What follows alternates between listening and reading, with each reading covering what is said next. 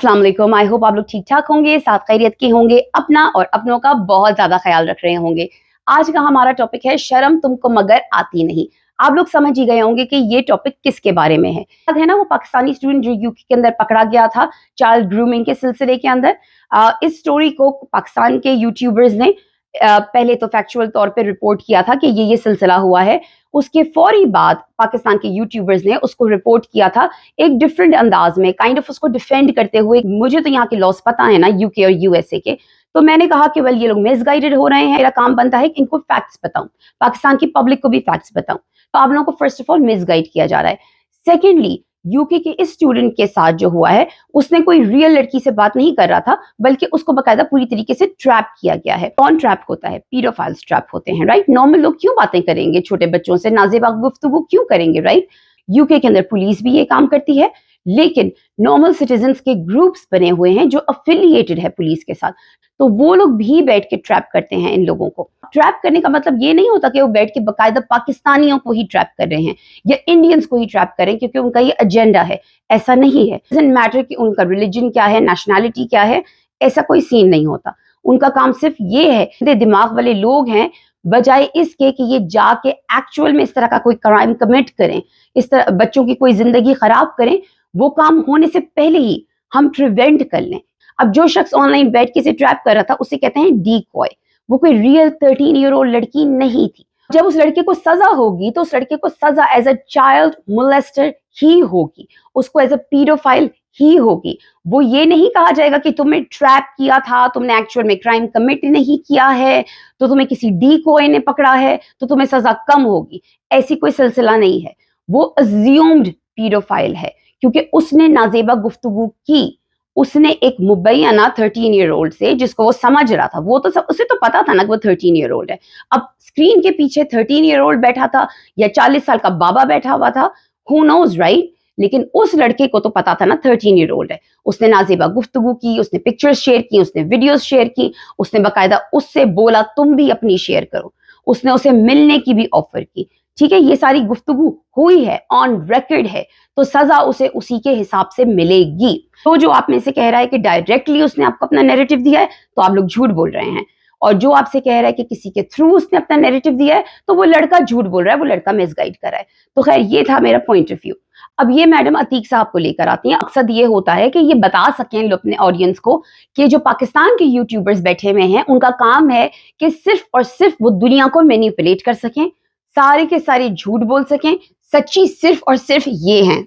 अतीक साहब जो है उन्होंने सबसे पहले व्लॉग बनाया था, उसके बाद फिर मैंने व्लॉग बनाया था। हम दोनों जो है वो इसमें पायनियर हैं। ये तो एक एस्टैब्लिश्ड बात है कि सारा का सारा क्रेडिट हमेशा से ये खुद ही लेना चाहती है, और इस स्टोरी का भी सारा क्रेडिट इन्होंने अपने सर ही ले लिया है।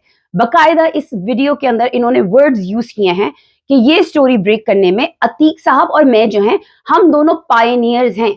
हम दोनों ने जैसी ही ये स्टोरी ब्रेक की, पाकिस्तानी यूट्यूबर्स ने भी ब्रेक करना शुरू कर दी। हम लोगों ने जैसे ही फैक्ट्स प्रेजेंट किए, पाकिस्तानी यूट्यूबर्स ने फौरन ही यू टर्न ले लिया और फिर लोगों को मिसगाइड करना शुरू कर दिया। यूट्यूब की दुनिया के अंदर भी इनके बहुत सारे दुश्मन हैं। मैं जो हूं वो तो कहीं पे भी एग्जिस्ट नहीं करती क्योंकि मैं एक बहुत छोटे लेवल की अवाम हूं। यूट्यूबर तो मैं हूं ही नहीं, लेकिन हाँ, मेरा भी बहुत सारा मटेरियल ये यूज कर चुकी हैं विदाउट क्रेडिट, ओके। क्योंकि क्रेडिट इनको देना आता नहीं है। जब हमें एजुकेट किया जाता है एज अ जर्नलिस्ट, तो पहले सेमेस्टर में बता दिया जाता है यूनिवर्सिटी के कि क्रेडिट कैसे देते हैं किसी चीज को। अगर हम कोई एसे लिखें, कोई पेपर लिखें और उसमें हम किसी को कोट करें, तो उसका भी हमें क्रेडिट देना पड़ता है, बिब्लियोग्राफी पेज देना पड़ता है, कि हमें बताना पड़ता है कि ये हमारी सोर्स कहाँ से आई है इंफॉर्मेशन की। उसी तरह से जब हम बात कर रहे होते हैं कैमरे के ऊपर, कोई चीज कोट कर रहे होते हैं या किसी और की इंफॉर्मेशन हम प्रेजेंट कर रहे होते हैं, तो हमें उसका भी क्रेडिट देना पड़ता है। लेकिन ये मैडम जो है, ये कभी भी किसी को क्रेडिट नहीं देती क्योंकि ये इनसिक्योर हैं। इन्हें लगता है कि अगर इन्होंने क्रेडिट दे दिया तो क्या पता इनकी ऑडियंस को दूसरे बंदे के बारे में पता चल जाए और वो उसके चैनल को सब्सक्राइब कर लें। तो जहां यूट्यूब की दुनिया में इनके बहुत सारे दुश्मन है, वहां इनका सबसे बड़ा दुश्मन जो है वो है सोहराब बरकत। अब इनकी सोहराब बरकत से पता नहीं क्यों एक खास किस्म की जंग है, जबकि सोहराब बरकत इनके खैर ख्वाह हैं। वो तो बकायदा कहते हैं कि मैं तो बहुत ज्यादा केयर करता हूँ अदाकारा की, उनको इनकी नींद की भी फिक्र है, इनके खाने पीने की भी फिक्र है, उनको ये तक फिक्र है कि इनकी उम्र दिखने लगेगी अगर ये अपनी नींद पूरी नहीं करेंगी। तो चूंकि मेरे पास टाइम नहीं है कि मैं बैठ के तमाम यूट्यूबर्स के फैक्ट्स और स्टेटिस्टिक्स निकाल के आपके सामने अभी रखूं, मैं आपके सामने रखूंगी इन मोहतरमा के फैक्ट्स और इनके स्टेटिस्टिक्स, सोहराब के स्टेटिस्टिक्स और अपने statistics just related to the UK video. Okay, तो अभी आप जरा गौर करिए, इनका ये जो पायनियर मैं हूं और सबसे पहले ये न्यूज मैंने ब्रेक की है, तो वो चीज इनके सर के ऊपर कैसे फटती है मैं अभी आपके सामने प्रूव करके दिखाती हूँ। पहली स्टोरी जब आई थी वो आई थी जनवरी 1 को, और इनका सेकंड व्लॉग जो आया था उसके ऊपर फॉलो अप व्लॉग जो आया था, जो कि अतीक साहब के साथ इन्होंने किया था, वो आया था जनवरी 4 को। अब हम सोहराब की बात करते हैं। यूके की स्टोरी के ऊपर पहला व्लॉग किया था दिसंबर 30। ये जो पायनियर मैडम है ना, इनसे पहले उन्होंने किया था। दिसंबर 30 को उन्होंने 2 व्लॉग्स किए इसके ऊपर। दिसंबर 31 को उन्होंने 2 और व्लॉग्स बनाए इसी स्टोरी के ऊपर। फिर जनवरी 2 को सोहराब बरकत ने एक्चुअल फैक्ट्स बताए हैं उस स्टोरी के। ये जनवरी 2 वाली वीडियो को देख के बोलती हैं सोहराब की शायद कि इनकी जनवरी 1 वाली वीडियो देखने के बाद सोहराब ने यू टर्न लिया, but that's not true. Sohrab ने इनकी वीडियो देखने के बाद यू टर्न नहीं लिया था, क्योंकि इन्होंने तो अपनी वीडियो में कुछ खास रिवील किया ही नहीं था।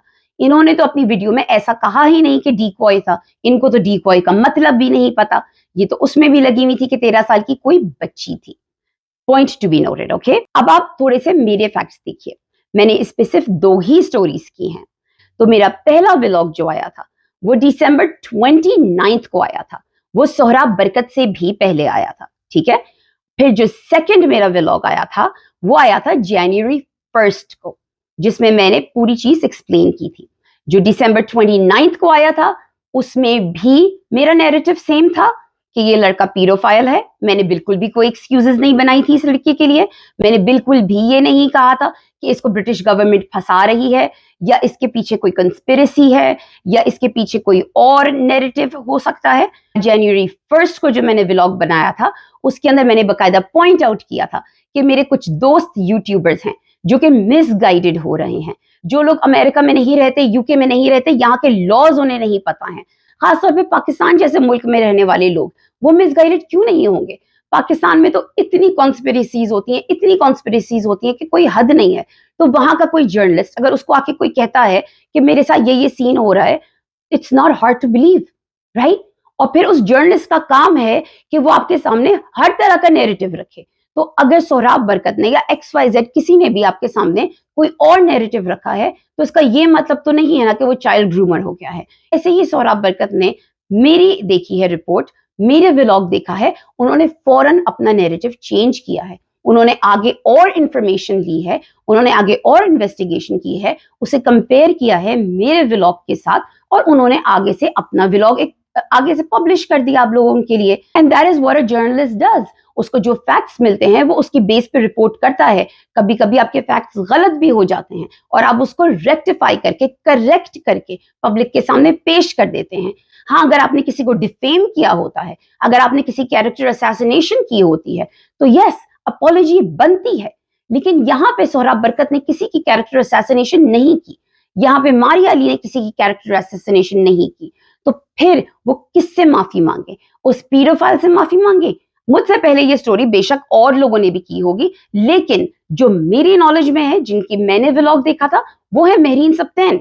तो मेरी नॉलेज में है कि मुझसे पहले महरीन सब्तैन ने ये स्टोरी ब्रेक की थी। मैं नीची नहीं हो जाती या मैं छोटी नहीं हो जाती ये कहते हुए कि मैंने महरीन सब्तैन का व्लॉग देखा, I am inspired by that woman. मैंने उनका व्लॉग देखा, मैंने उनकी स्टोरी देखी, उसके बाद मैंने अपनी रिसर्च की, and then I made my own vlog. मैंने अपने नजरिए से, अपने पॉइंट ऑफ व्यू से आप लोगों के सामने अपनी स्टोरी पेश की। तो इसमें क्या फर्क पड़ता है? I am giving Mehreen Sibtain the credit she deserves. मैं आपकी तरह नहीं हूं कि मैं किसी का क्रेडिट उससे ले लूंगी। अगर मैं महरीन के अलावा किसी और का देखती स्टोरी इसके ऊपर जो कि मुझसे पहले आई हुई है, तो मैं डेफिनेटली उसको भी क्रेडिट देती। अब अगर आप ये कहती हैं कि आपने मेरा व्लॉग नहीं देखा, जो कि वेरी हार्ड टू बिलीव क्योंकि मैंने उसके अंदर आपको टैग किया हुआ था, तो आपने डेफिनेटली देखा होगा। चलें ठीक है, खैर, मैं किसी काउंटिंग में नहीं आती, आपने मेरा व्लॉग नहीं देखा। लेकिन आपने सोहराब बरकत का जरूर देखा है क्योंकि आप उनसे बहुत ज्यादा इंस्पायर्ड हैं। तो सोहराब बरकत ने तो अपने जनवरी 2 उसके अंदर उन्होंने बकायदा ये जिक्र किया है कि उन्होंने मेरा व्लॉग सुना। आयशा खान उन्होंने नाम भी यूज किया है, तो उन्होंने बकायदा मेरा नाम यूज करके रेफरेंस दिया इस चीज का, बिकॉज वो क्रेडिट देते हैं एक्चुअल में। अगर वो कभी मेरा कोई व्लॉग सुनते हैं या मेरी कोई बात को यूज करते हैं तो वो क्रेडिट देते हैं। तो उन्होंने मेरा नाम यूज किया इसके अंदर, तब तो आपको पता लग ही गया होगा। मुझे लगता है कि साइंटिस्ट को जो है ना वो एनिमल इंटेलिजेंस के ऊपर, जानवरों की इंटेलिजेंस के ऊपर रिसर्च करना बंद कर देना चाहिए और उन्हें आपकी स्टूपिडिटी के ऊपर रिसर्च करना शुरू कर देना चाहिए। जब तक सांसें हैं इंशाल्लाह सच बोलती रहूंगी, सच पर कायम रहूंगी, क्योंकि सच बोलना या झूठ बोलना बड़ी बात नहीं है। वाह माशाल्लाह सुभान अल्लाह। बड़ी बात यह है कि झूठ बोलकर तौबा करना और सच बोलकर उस पर कायम रहना। ओ माय गॉड, इनके नजदीक बड़ी बात यह है कि झूठ बोल के तौबा करना और सच बोल के उस पे कायम रहना। Very good, awesome. On this note में आप लोगों को अपने एक पुराने व्लॉग की तरफ आप लोगों की अटेंशन जरा सा डाइवर्ट करना पसंद करूंगी। मोहतरमा अगर आप सुन रही हैं तो थोड़ा सा अपने दिमाग के ऊपर जोर डालिए। आई एम प्रीटी श्योर आप भूली नहीं होंगी, आपने एक बहुत ही छोटे से मासूम से बच्चे की जिंदगी खराब की थी, याद है?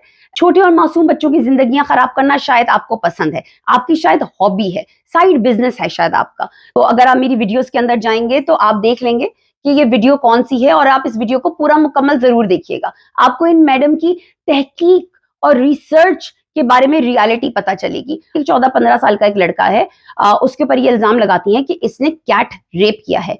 जी हाँ, एक बिल्ली का रेप किया है। इसको डिफेम करती हैं, इसके कैरेक्टर असैसिनेशन करती हैं इसकी। और ये मैं नहीं कह रही हूँ, ना ही मैंने इनकी वीडियो देखी है क्योंकि वो वीडियो डिलीट हो चुकी है।